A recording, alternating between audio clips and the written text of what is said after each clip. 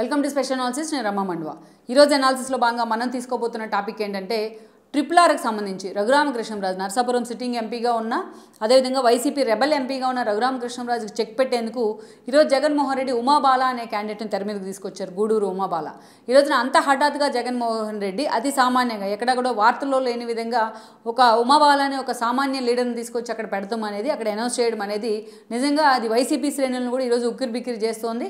ఇక అసలు గట్టిగా చెప్పాలి అంటే ఈరోజు ఉమాబాల లాంటి వాళ్ళు కూడా ఆ షాక్లోంచి ఇంకా తేరుకోలేదని చెప్పాలి. రఘురామ్ లాంటి ఒక సీనియర్ నేత ముందు, ఒక ఎక్స్పీరియన్స్ ఉన్న ఎంపీ ముందు, అలాగే తనకంటూ కూడా ఒక సోలో ఐడెంటిటీ క్రియేట్ చేసుకున్నారు రాష్ట్ర వ్యాప్తంగా, కేవలం తన కాన్స్టిట్యున్సీలోనే కాదు. అలాంటి రఘురామ్కు ఎంతవరకు కూడా ఉమాబాల చెక్ పెడుతుందనే చర్చ కూడా హైలైట్ అవుతుంది.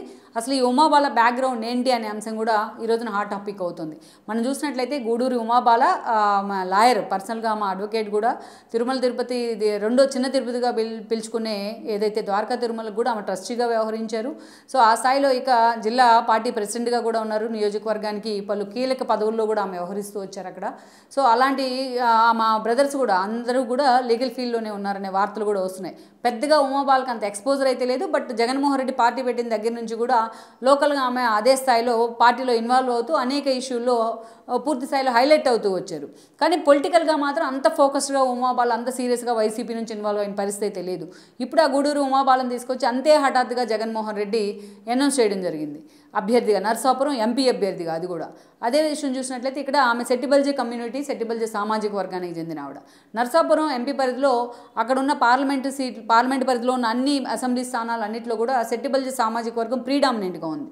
సో బీసీ సామాజిక వర్గం. సో ఆ సామాజిక వర్గ టార్గెట్గానే జగన్మోహన్ రెడ్డి ఈ రోజున రాజులు అంటే రఘురామకృష్ణరాజుకి చెక్ పెట్టే ప్రయత్నం చేస్తున్న చర్చ ఉంది అటు ఓసీ క్యాండిడేట్ అయిన రఘురామకృష్ణరాజుకి.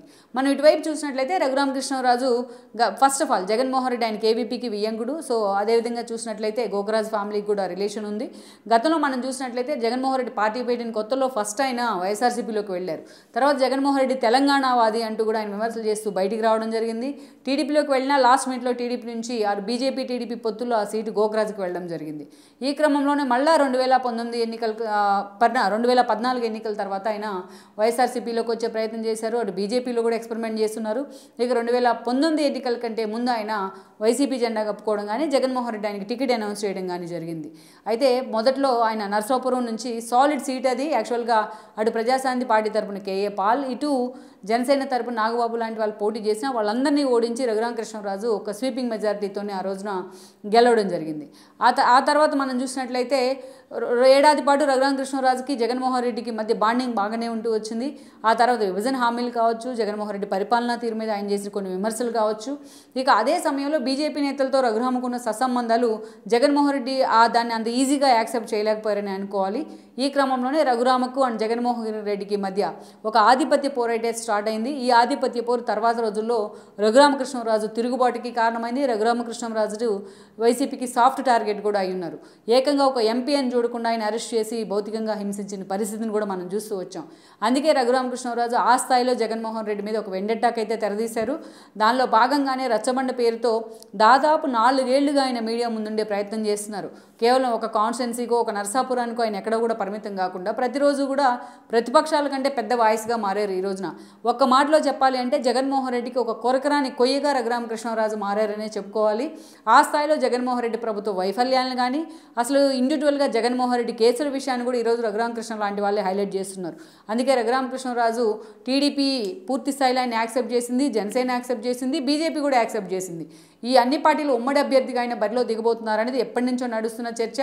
సో ఈరోజు చంద్రబాబు నాయుడు కానీ, అటు జనసేనతో ఉన్న ఆయనకు సత్సంబంధాలు కానీ, అటు బీజేపీతో ఉన్న సత్సంబంధాలు కానీ రఘురామకృష్ణ అభ్యర్థిత్వానికి వీళ్ళెవరూ కూడా ఆటంకం అయితే కలిగించట్లేదు. బట్ ఆయన ఏ పార్టీ నుంచి పోటీ చేసినా మిగతా పార్టీలు కూడా ఎక్సెప్ట్ వైసీపీ ఆయనకు మద్దతు అయితే ఇచ్చే అవకాశం ఉంటుంది.